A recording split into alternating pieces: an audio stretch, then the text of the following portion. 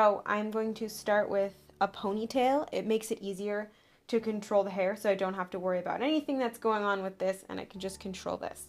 So whenever I'm teaching the absolute basics of a braid, I'll start in a elastic or ponytail. Yes, so I'm going to split this in half, and then once I've got them in two, I really want to feel it to make sure they're even.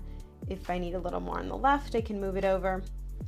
I have a tendency to always have my right side a little bigger than my left, so I typically have to do that. So now that we have our even two strands, we are going to twist in one direction.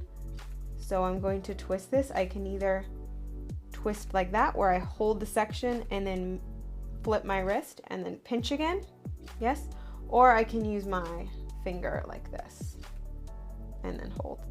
It doesn't really matter, but you do need to understand that you have to hold the twist. Because when we get into French braids or traveling braids, you're going to need to understand how to hold them. So I'm twisting this section to my right for now, and then this section also to the right. Yes? So here we are. Both of my sections are twisted to my right. Now, when I do this, I then need to cross them over each other in the opposite direction. That way we have that rope effect. If we twist them in the same direction, it's going to look like just a normal twist, and you're not going to see that definition. So we need to create that opposite. Yes? So now if we need to twist more at this point, we can. And then cross over in the opposite direction. So it gets tricky because then people want to start twisting this way, but it'll unravel. So you really need to make sure you keep it to the whatever direction you set out, right, just you have to kind of mental note that, right, and then cross over. Boom, boom. Yes. The easy thing for me is when I think right, and then I cross my right on top.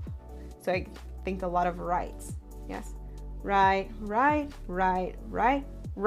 crosses over. Yes.